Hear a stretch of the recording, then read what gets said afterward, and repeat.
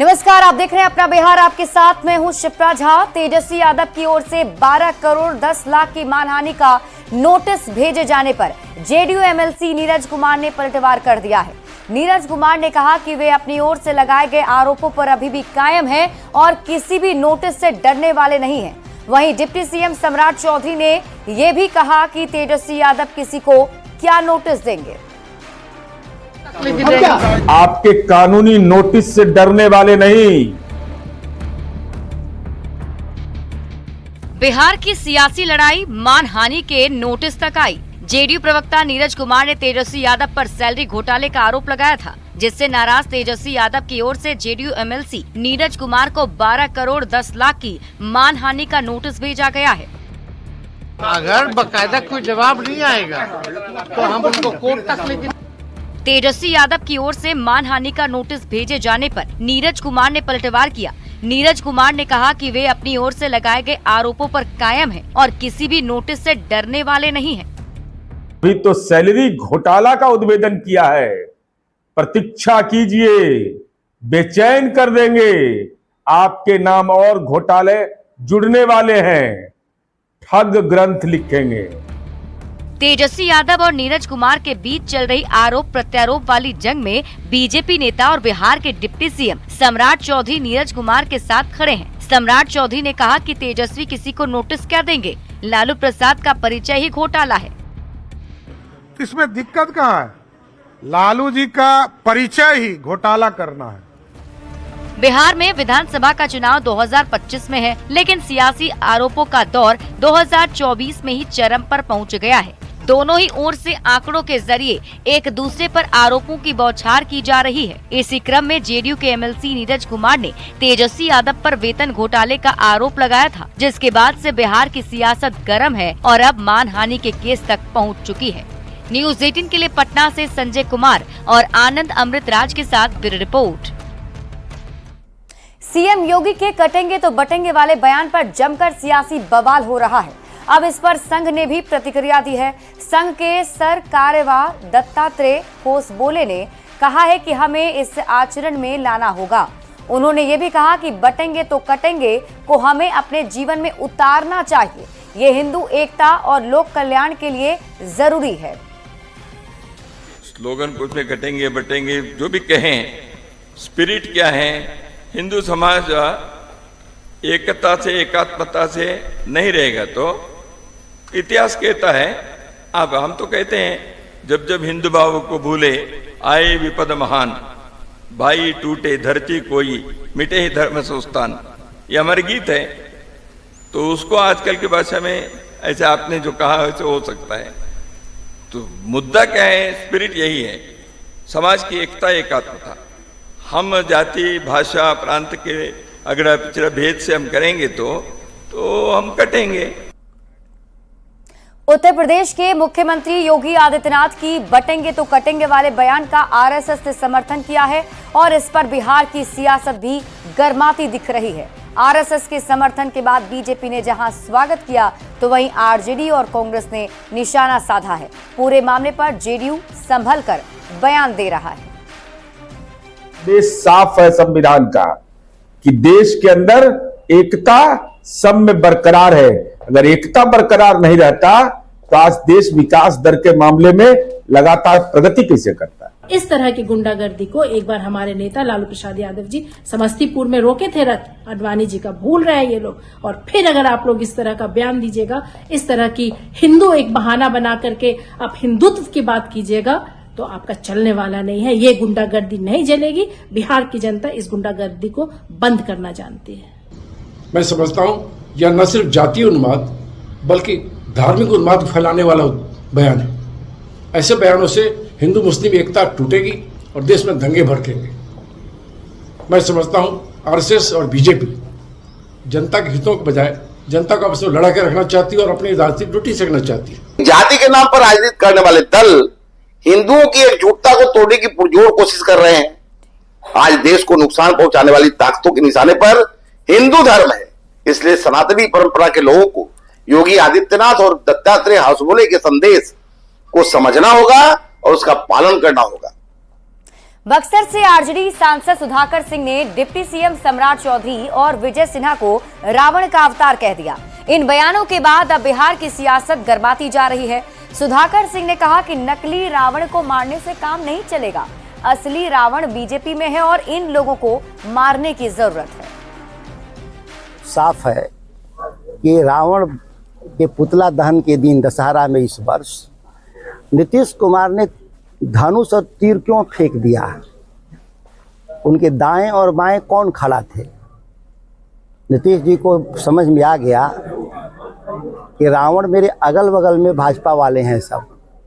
ये नकली रावण को मारने से काम नहीं चलेगा। ये जो असली रावण जो भाजपा में है, इन लोग को मारने की जरूरत है। अभी तो हमको पता था कि तेजस्वी नंबर पास है, लेकिन जगदानंद का पूरा खानदान चरवाहा विद्यालय में पढ़ा है, जो लालू जी को है, जिसको राम और रावण में फर्क नहीं है, जो पाकिस्तान का गुण गाता है। पब्लिक को पता है कि रावण कौन है और राम कौन है। तो जहाँ तक बात रही सुधाकर की, तो सुधाकर का बोरिया बिस्तर इस बार बंधा हुआ है। वो जाएंगे तीसरे चौथे नंबर पे, और मैं दावा करता हूँ कि रामगढ़ की जनता राम को बुलाने वालों को पसंद करती है, पाकिस्तान के गुण गाने वालों को पसंद नहीं करती है।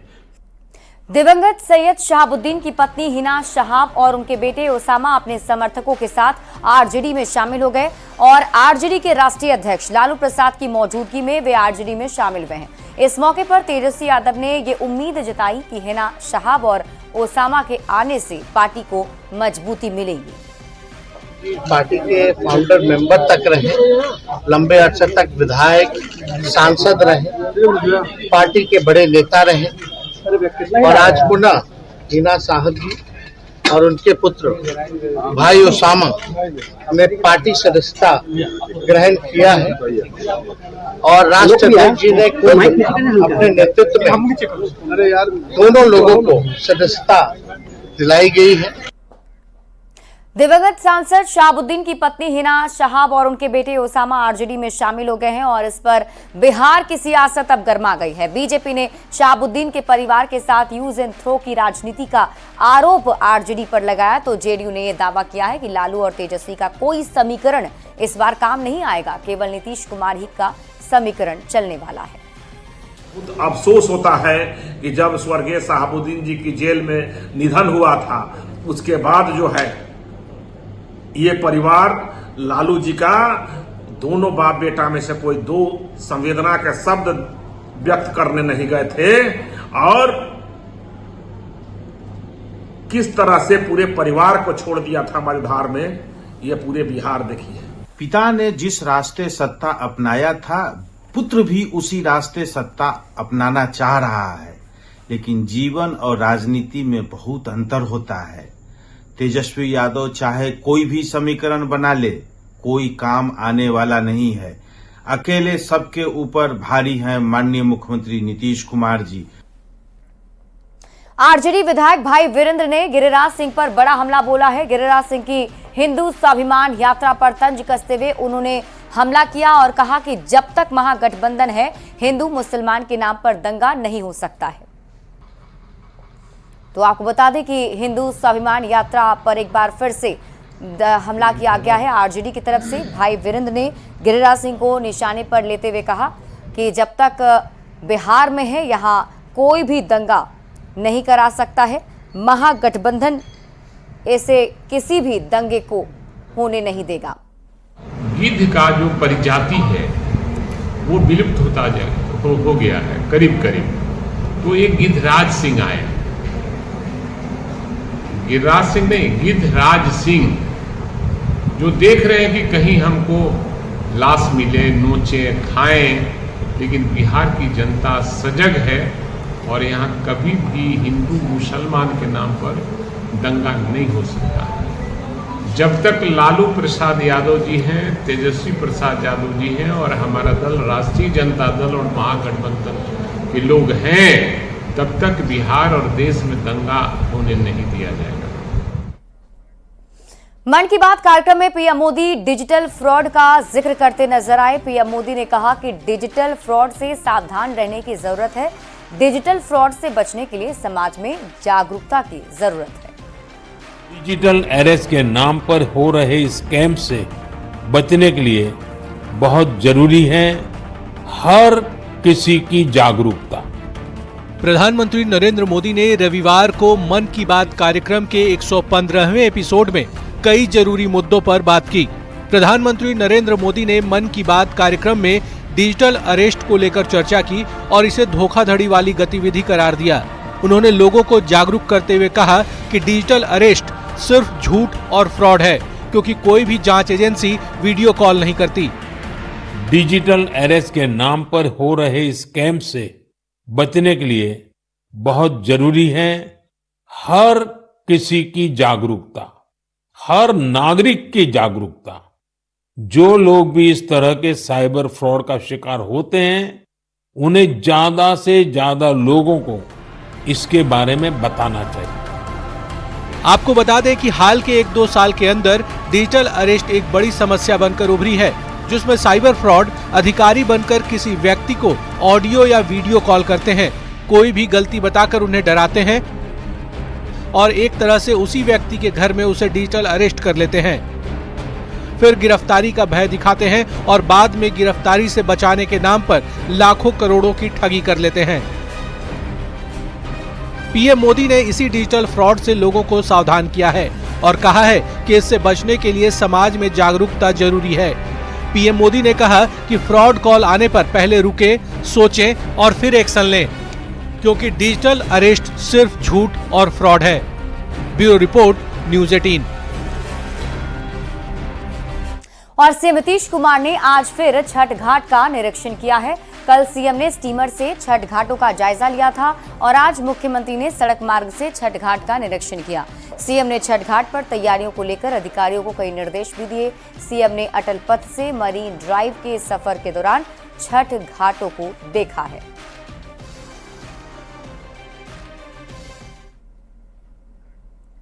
पद्म भूषण शारदा सिन्हा एम्स में भर्ती हैं और तबियत खराब होने की वजह से उन्हें भर्ती कराया गया है। शारदा सिन्हा के पुत्र अंशुमन सिन्हा ने बताया है कि शारदा सिन्हा की स्थिति गंभीर नहीं है, वो वेंटिलेटर पर नहीं है। ऑक्सीजन सपोर्ट पर उन्हें आईसीयू में रखा गया है, उन्हें आइसोलेशन में रखा गया है। शारदा जी इस वक्त आईसीयू में हैं और अपनी स्थिति से लड़ रही हैं और कुछ न्यूज़ चैनल्स पर मैंने सुना कि कहा जा रहा है कि उनको वेंटिलेटर पे शिफ्ट कर दिया गया है और ये भी ऑथेंटिकेट कर रहे हैं कि ये खबर उन्हें एम्स के डायरेक्टर ने बताई है। ये बिल्कुल गलत है। आज मेरी उनसे मुलाकात हुई है।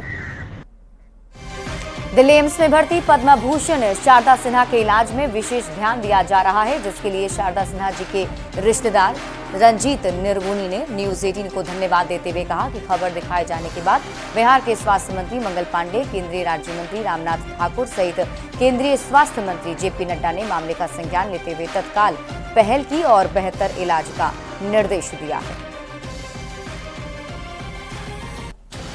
गायिका शारदा सिन्हा जी अभी भी एम्स में भर्ती हैं दिल्ली में, उनका इलाज चल रहा है और इस बीच में सबसे पहले आभार व्यक्त करना चाहता हूं न्यूज़ 18 बिहार झारखंड का कि आपने इतनी प्रमुखता से उनके स्वास्थ्य को लेकर के लगातार जो खबर चलाई है उसका असर भी साफ साफ देखा जा सकता है।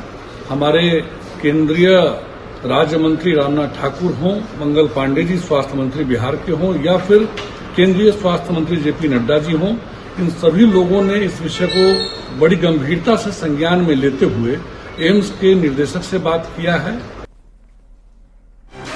कटिहार में एक संदिग्ध ड्रोन मिला है। नगर थाना क्षेत्र के हरिगंज चौक के पास लोगों ने एक ड्रोन को हवा से सड़क पर गिरते हुए देखा। सूचना मिलने पर पुलिस हरिगंज चौक पहुंचकर ड्रोन को जब्त कर जांच शुरू कर चुकी है। शहर का ये इलाका काफी संवेदनशील माना जाता है। इस खबर पर और अधिक जानकारी दे रहे हैं न्यूज़ 18 संवाददाता सुब्रत गुहा।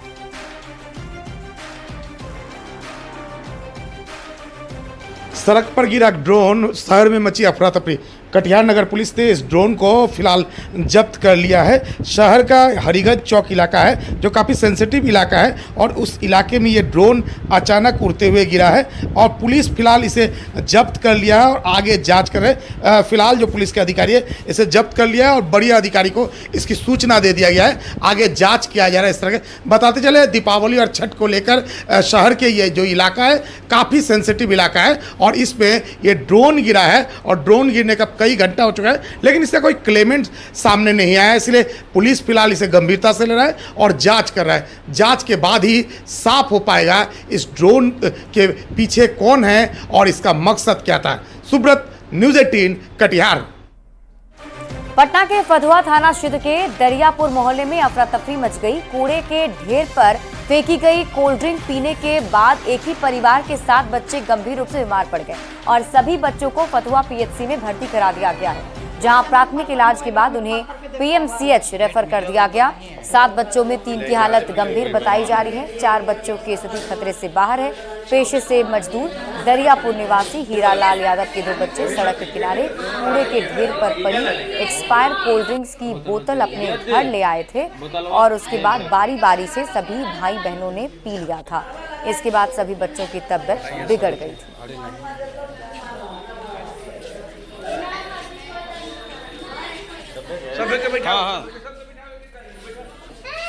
खबर कटिहार के मनिहारी की आपको बताते हैं, जहां मानव तस्करी का मामला सामने आया है और पुलिस ने बताया है कि झारखंड के साहेबगंज के 3 नाबालिग लड़कियां मानव तस्कर गिरोह के चंगुल से भागकर मनिहारी रेल स्टेशन पर पहुंची थी और सूचना मिलने पर जीआरपी ने तीनों नाबालिग लड़कियों का रेस्क्यू किया और थाने ले गई। साथ ही पूछताछ करने पर लड़कियों ने बताया है कि काम दिलाने के नाम पर मानव तस्कर गिरोह इन लड़कियों को दिल्ली ले गए थे। फिलहाल पुलिस ने लड़कियों के परिजनों को सही सलामत सौंप दिया है और आगे की कार्रवाई में जुट गई है।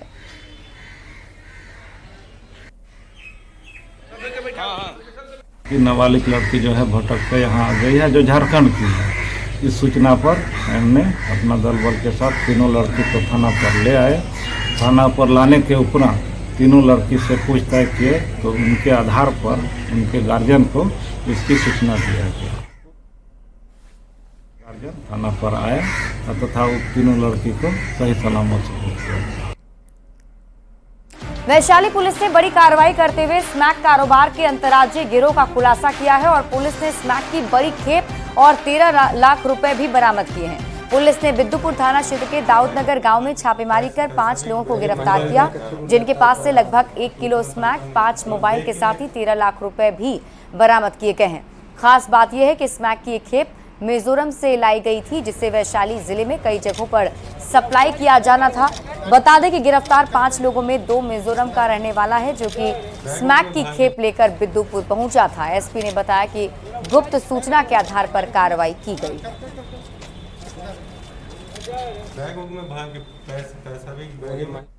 नालंदा के खेल अकादमी राजगीर में 11 नवंबर से 20 नवंबर तक एशियन महिला हॉकी चैंपियनशिप ट्रॉफी 2024 का आयोजन किया जाएगा और इसे लेकर राजगीर में कलाकारों की ओर से वॉल पेंटिंग का काम बड़े पैमाने पर किया जा रहा है। राजगीर खेल अकादमी में भारत के अलावा जापान, थाईलैंड, चीन, मलेशिया, साउथ कोरिया के हॉकी खिलाड़ी 5 नवंबर से राजगीर पहुंच रहे हैं। वॉल पेंटिंग का जायजा लिया है न्यूज़ 18 संवाददाता अभिषेक कुमार ने।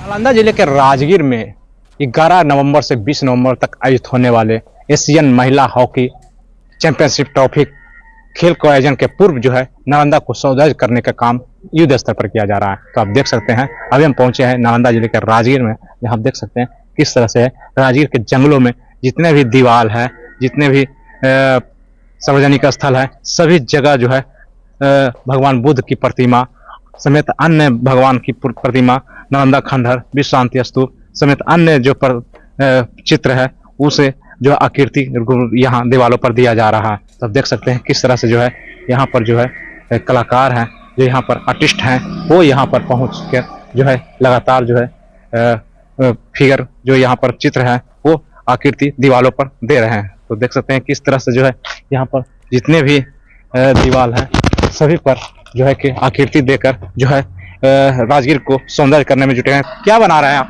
ये बुद्ध भगवान की प्रतिमा है। ये बुद्ध भगवान का पूरा सब जगह बनाया जा रहा है और अलग अलग जगह सारे जगह बनाएंगे ऐसे ही, और अलग अलग मतलब तस्वीर बनाया जा रहा है, पिक्चर। कहाँ कहाँ बनाया? जैसे यहाँ स्टेडियम में और बहुत जगह, नालंदा, ये सब जगह किया जा रहा है। हाँ, वॉल आर्ट चल रही है बुद्ध से रिलेटेड और बिहार से रिलेटेड, हेरिटेज कल्चर से रिलेटेड, उन्हीं के आर्ट को वॉल पर एज एन आर्ट वे में ट्राई कर रहे हैं कि आर्ट को ऐसा दिखा पाए कि भाई बिहार का कितना कल्चर है जो डेवलप है, बाहर के लोग भी यहाँ पर आते हैं तो अच्छा लगे उनको। नालंदा से न्यूज 18 के लिए अभिषेक कुमार। और फिलहाल इस बुलेटिन में अभी के लिए बस इतना ही। आप देखते रहिए न्यूज 18 बिहार झारखंड।